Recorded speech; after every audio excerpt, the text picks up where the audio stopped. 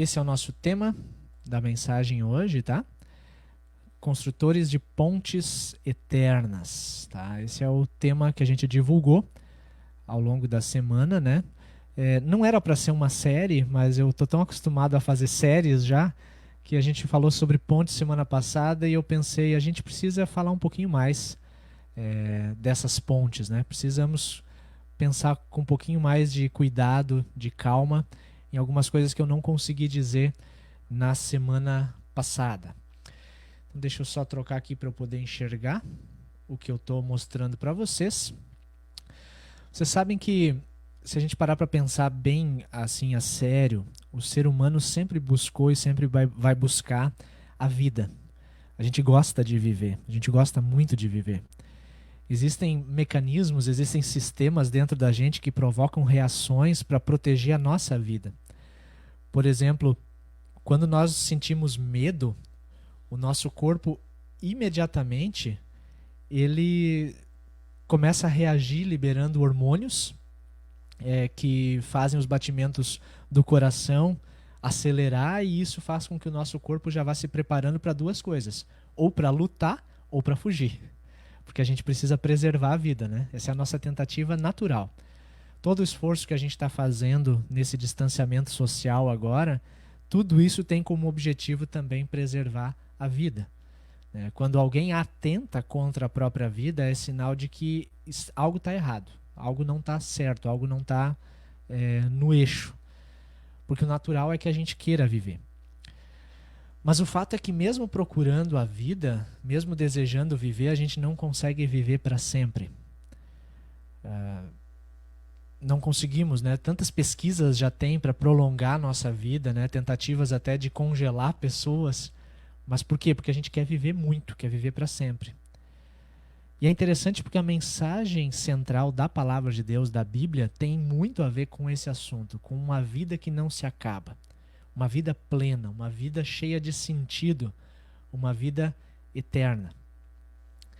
E aí, eu copiei o versículo aqui para lembrar algo para vocês. Diz a Bíblia, em 1 Coríntios 15, 29, se a nossa esperança em Cristo só vale para essa vida, nós somos as pessoas mais infelizes desse mundo. E é fato que mesmo desejando muito viver, nós somos frágeis. E a vida como nós conhecemos, ela termina facilmente. Nós somos um sopro, como diz a palavra de Deus. Mas Deus quer direcionar o nosso olhar numa outra direção. Talvez você não tenha parado para pensar nisso ainda. Quem sabe hoje seja a oportunidade. Mas e se a minha vida chegasse ao fim hoje? Você já pensou sobre isso?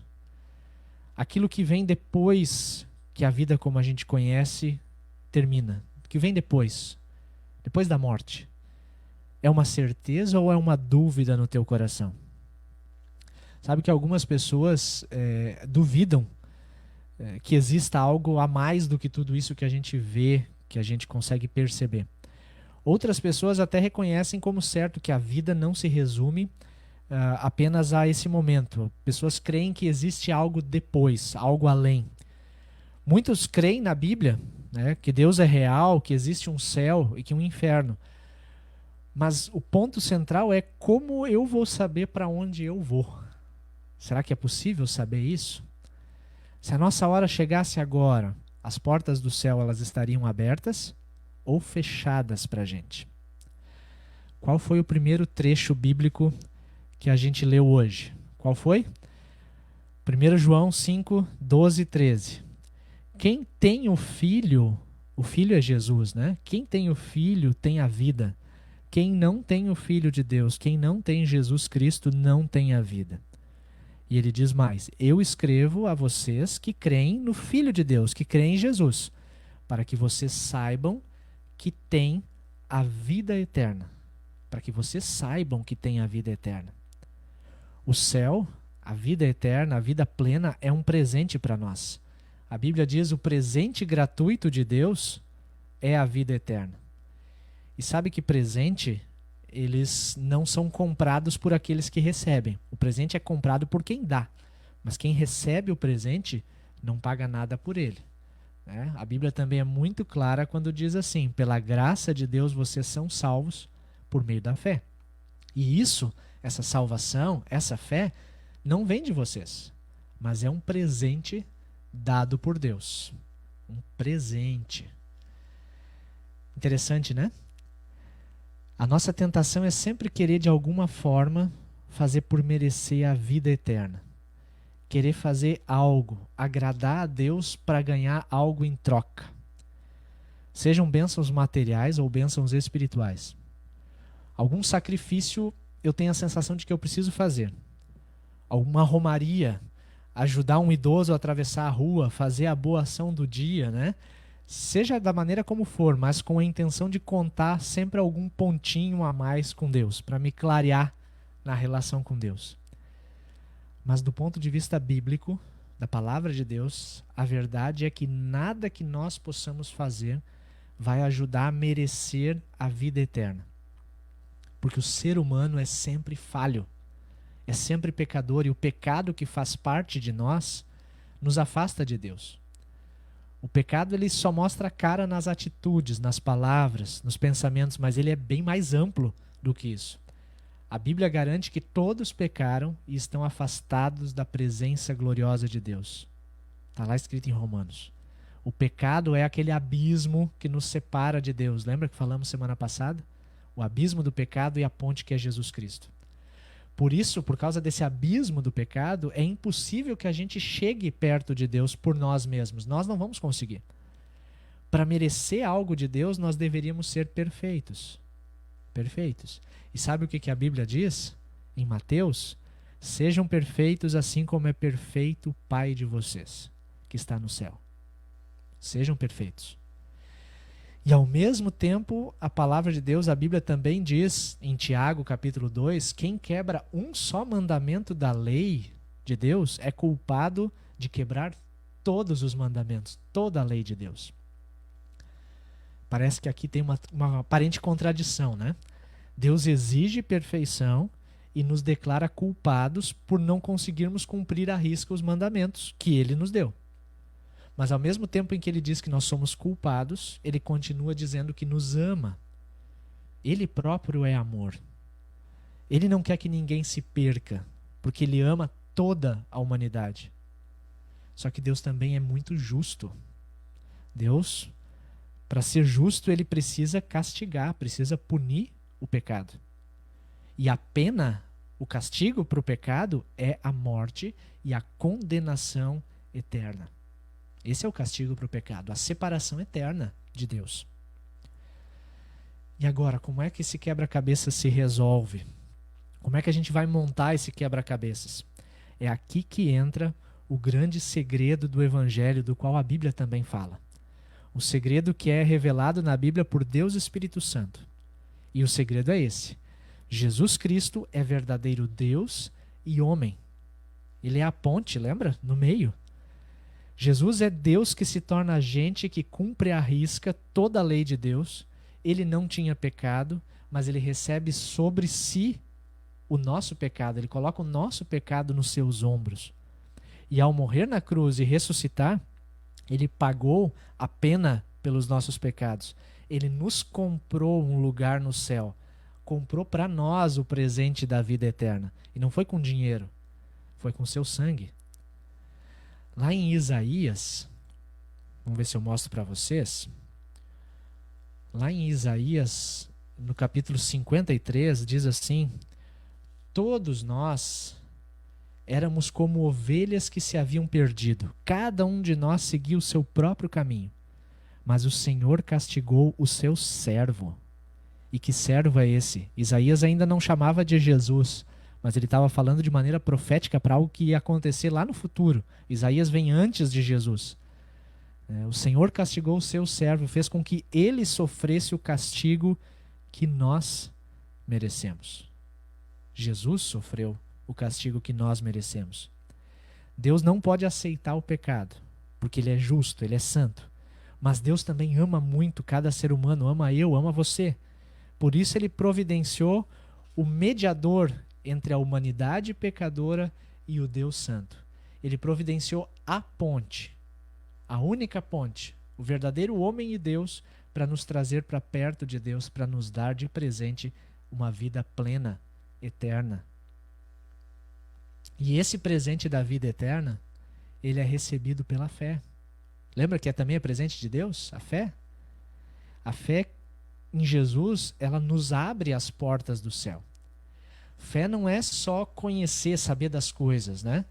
A fé que abre as portas do céu não é só saber que Jesus existiu. Muita gente sabe, a gente se fala até no Jesus histórico, né?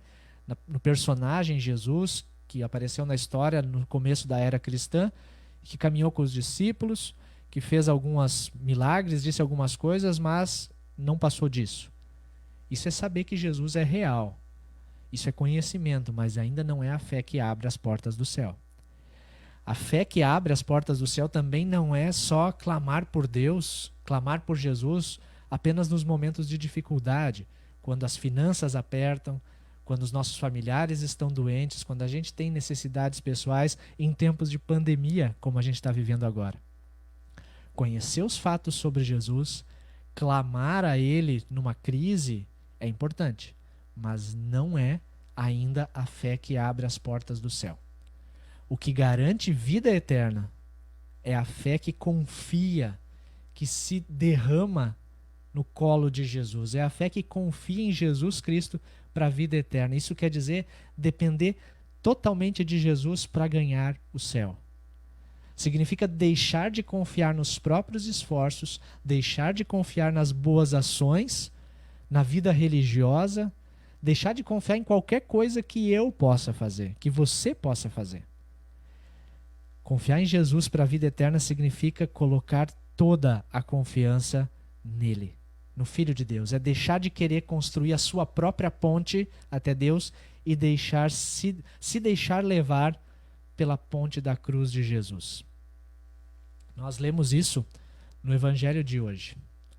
O Evangelho nos disse isso com todas as letras. Lá em João, capítulo 6.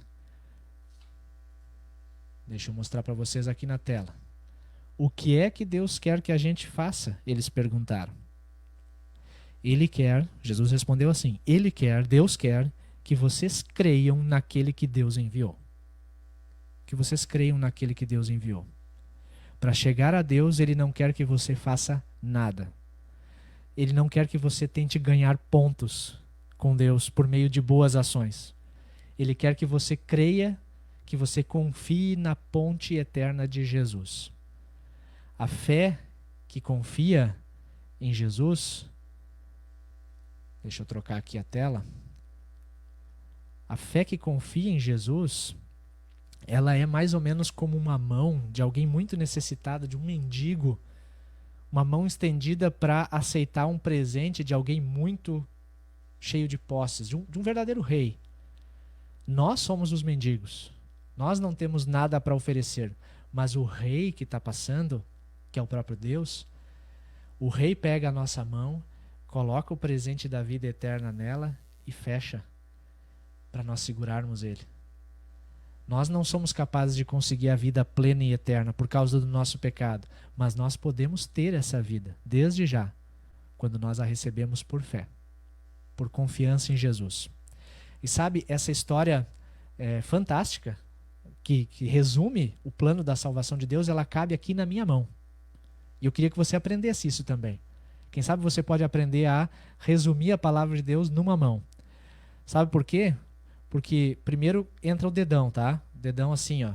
A câmera aqui tá ao contrário. O dedão fazendo assim, ó. Deus é gracioso, Ele tem um presente para te dar. Deus está fazendo assim para você. Está fazendo um certinho, né? Deus tem uma graça maravilhosa, uma graça imensa que a gente não consegue medir. E Ele está oferecendo esse presente para você.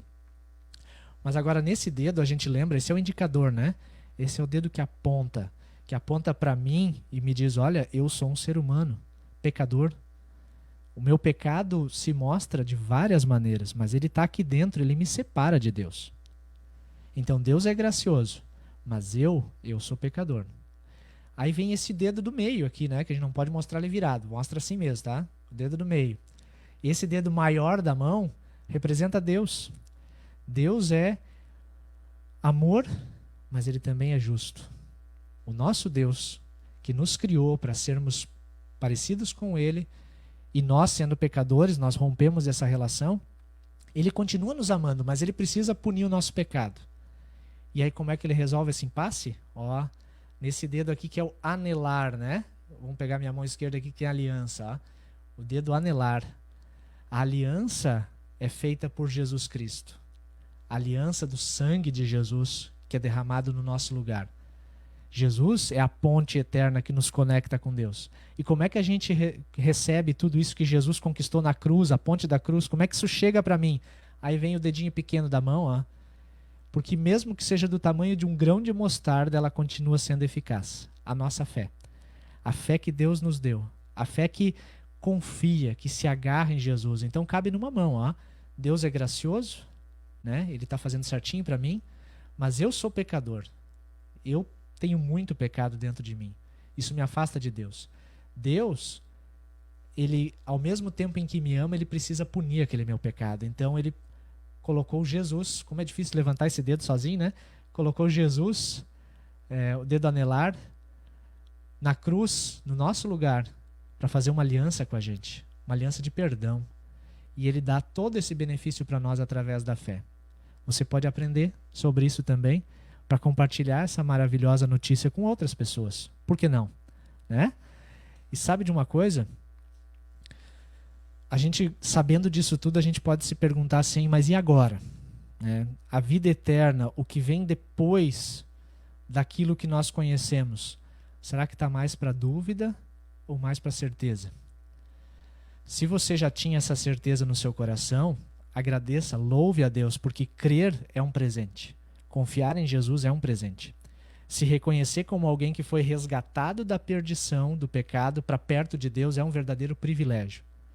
Agora, se você ainda não tinha parado para pensar nisso com mais profundidade, quem sabe sentiu algo diferente aí no seu coração agora, talvez esteja se perguntando, mas como é que vai ser a minha vida tendo a certeza de que Jesus pagou o preço do meu pecado e me oferece agora de graça, gratuitamente, o presente da vida eterna?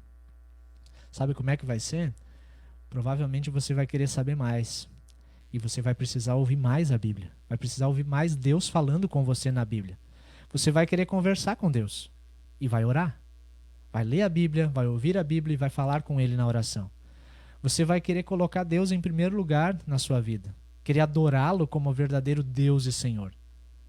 Provavelmente você vai querer ter mais comunhão com Deus e com a família da fé, com os irmãos da fé. Vai querer somar esforços para que o reino de Deus continue alcançando pessoas, assim como eu também fui alcançado pela graça de Deus. Provavelmente você também vai querer ajudar a construir pontes, pontes eternas na vida de outras pessoas, porque ter essa fé, essa certeza no coração é bom demais. E se você tem essa certeza no coração, escreve aí nos comentários. Se você está com dúvida também pode escrever. Se quiser conversar sobre isso, chama depois no WhatsApp o pastor. A gente está aí, ou qualquer outro irmão na fé, né? Um pouco mais experimentado. A gente está aí para ajudar a que essas pontes eternas continuem se espalhando. Como disse Jesus, não trabalhem a fim de conseguir a comida que se estraga, mas a fim de conseguir a comida que dura para sempre. Jesus disse isso porque ele estava falando de pão com as pessoas. Ele tinha multiplicado os pães para muitas pessoas, e as pessoas estavam correndo atrás dele por causa dos pães. Já que nós estamos falando de pontes e de construir pontes eternas, quem sabe a gente pode parafrasear a palavra de Jesus naquele versículo e dizer assim, ó, não trabalhem a fim de construir pontes que sejam apenas para essa curta vida que nós temos. Não trabalhem só para isso, mas trabalhem a fim de construir pontes que duram para a vida eterna. Pontes que vão além daquilo que a gente conhece. As pontes eternas de Jesus na vida de todos nós. Amém.